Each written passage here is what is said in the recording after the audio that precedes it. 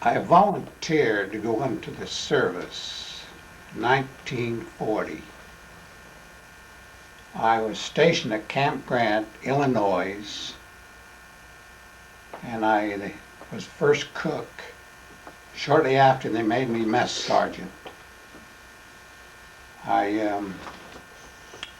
When you're a mess sergeant, you haven't made, so to speak. You can get a pass anytime you want, providing you let the lieutenant know where you're going, what you're going to do, and so on. And it was an easy job. At this time, there was a lieutenant that took a liking to me, and he wanted me to go to officers training school. He said, "Boy, you ought to get in on that. That's a cinch." And I thought, that just isn't for me. I want a little action. I want to go overseas, and I want to see things. So I refused that. Shortly after, we were transferred over to England. My responsibility was to set up mess halls. The other men in the company was to set up hospital, because we were expecting wounded men to come in, and it was their job to take care of the wounded, and my job was to take care to feed them and so on. We done that for about half a year, and it became quite boresome to me. And then they transferred us to Southampton, which is the first stop after you leave Germany. I got a little thinking to do once in a while. So we set up the hospital. I was still a mess sergeant. D-Day finally came. We got the first wounded soldiers from France. And I was in a position, being the mess sergeant, that I was kind of in with the officers and the nurses. And I could do anything I wanted to do. I could come and go as I wanted, and go visit the wounded and anything I wanted to do. On one special occasion, this nurse says, "Sergeant, would you like to go see some of the men that are coming in?" And I hadn't been used to this type of thing, but I did say, "Yes, I think so." And I kidded her and I said, "If you'll hold my hand." So she took me in. The first thing I seen was a captain. He was in his 40s, and he was laying on the table, ready for the operation. He had been wounded, and the bullet was inside of him. I looked at him, and I thought, that poor fellow. And here I am sitting back, such an easy life, come and go as I want. And here these fellows are over there fighting. It just don't seem right. I'm young, I'm healthy, and I'm strong, and I'm tough. So I thought about that for 2 or 3 days. And shortly after that, they put up a bulletin where they was asking for volunteers for the infantry. So I wrote my name on the board that I wanted to be in the infantry. Shortly after that, they posted the list on the bulletin board. And I went running down, and there was my name, Tesch, accepted. So we only had 6 weeks training because they was making a big push and they wanted to get this war over with. And I recall that I kept saying to myself, should I really go into the infantry, or should I become a sissy, so to speak, and remain a mess sergeant? Well, they talked to us and got us all together, and finally I decided I was going to go through with it. So I had 6 weeks training. The biggest problem I had, I was a little awkward in handling rifles. You had to take them apart and put them together in a certain length of time, and I was quite awkward with that. But my biggest fear was when the sergeant would holler at us and say, we're going to teach you how to throw a grenade. And I had such a fear of that, was seeing that little handle on there, thinking, what if I don't pull that pin in time? And I might mention at this point, that stayed with me the rest of the time while I was in the service. At any rate, shortly after the training, they shipped us out. And during this time, we was near the France-German border. And I recall one specific incident that will remain with me for the rest of my life. He was riding in a truck to go to the front lines, and there was a colored fellow that was driving the truck. And he was scared, like all of us were. Of course, we're just recruits. We don't know what's going on. And all of a sudden, he slammed on the brakes. He said, "You boys better hit the ground, boy. There's an airplane coming." There was a German airplane dropping bombs. So we all went and dove wherever we could find shelter and put our heads down.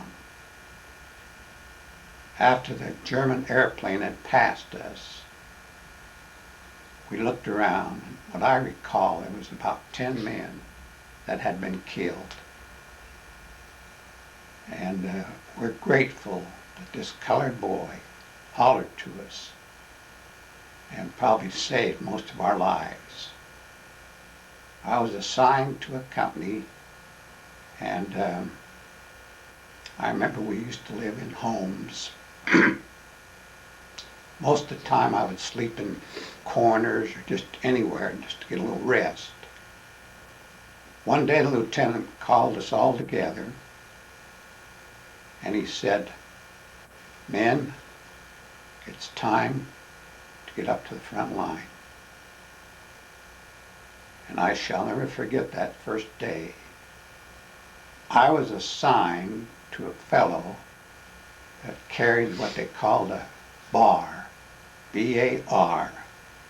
It's like a machine gun that you carry on your hands. I was assigned to him and had extra bullets. Plus, I had my M1 rifle. And that first night was new to me. We dug a foxhole, and I was still a brave guy, I thought.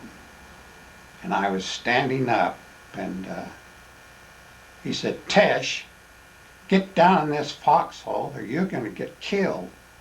So I got in the foxhole. We covered our foxhole, and that night it was somewhat peaceful. There was a few soldiers out on patrol, and I didn't get to shoot any of them. I just was listening, and that was my first night on the front line. Then as we moved along, I recall that we had to go to a crawling. I call it a crawling because that's what we had to do. we crawled about, maybe 50 yards, because we knew there was Germans hiding somewhere in the vicinity with machine guns. And so our company was chosen to be the first ones to crawl across. And that was the first real contact I had with German bullets whizzing over our heads. And we had a shovel. When you hear a bullet coming, you just take a shovel and dig for any kind of cover. But fortunately, we all got across. And then our next objective was to get on top of the hill. And we expected a big fight from the Germans. So one by one we'd move up and we would go to the top of the hill. And when we got at the top of the hill, there was several Germans laying around there, dead. Our airplanes had come in and taken care of. So our next objective was to capture a town which was nearby. So we approached it. As we was moving towards the town, we heard tanks coming. Now, every soldier dreads a tank because you actually have no cover as such. You just run away. But fortunately, our airplanes, our U.S. planes came and knocked out the tanks. We hid ourselves behind a few homes near the town, and then we decided it was safe, so we stayed there all night.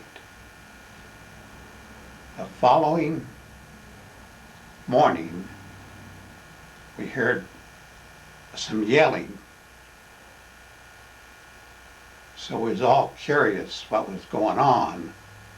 The smart ones stayed under cover, but we that hadn't had much experience, we went out to see what was happening. We looked, maybe 200 or 300 yards, and we seen some Russian soldiers coming to us. And we was so confused. Russian soldiers? I thought they were on our side. But as they came closer, they was waving their hands, trying to give us a signal that the Germans had set them up as bait. So, like one of the fools, like some of the others, we ran out to help them. I recall that I helped this one Russian soldier. Poor guy looked like he hadn't been fed for a year. But I grabbed a hold of his arm. We started to get some cover for him, when all of a sudden the Germans let loose with their big guns. I recall that one went way over us, another one maybe 50 yards in front of us, but one seemed to have our name on it. And I just felt that was it. So I grabbed him, I pushed him down, and sure enough, the big shell hit right in our vicinity. It hit me in the back, knocked me down, and temporarily knocked me out. I turned over on my side, and I seen this Russian soldier looking over me, crying, and his hand was blown off. And what he was really saying, he was saying something, but he was saying, thank you. After that, I passed out. The next thing I recall, that I was in a hospital, station hospital. And a doctor came up to me and he said, are you able to walk? I don't know, sir. Let's try. And I knew I had troubles in my back. But he walked me around a little and he says, well, you missed your spine by a fraction of an inch. And so we're going to take you to a general hospital. And as I lay in that general hospital, they wheeled me around, and I recall some of the sights that I've seen of our soldiers, some with one leg, some with one arm, some with no arms, so on. And it brought tears to my eyes, but it also brought appreciation that I was still alive. The next morning, the captain come in, congratulated me. He said, you are a hero. I said to myself, me a hero? At any rate, he issued me the Purple Heart, which is a distinction of when you get a wound. So I thought about that many, many times. A hero. And as time went on, I was in the hospital for 3 months. As time went on, I recall something very religious. At the time when they was operating on me to remove some of the shrapnel, my mother and dad were in the Salt Lake Temple praying for me. And I could feel that feeling. Well, I was released. The war was over. We had won the war, and I felt that I had done my part, but I still asked myself, should I really remain a sergeant and have my own way? But to this day, I'm grateful that I had the opportunity to participate in World War II and to do my duty. To this day, I carry my Purple Heart in pride. We also received a special medal for being heroic, for capturing that town, and I appreciate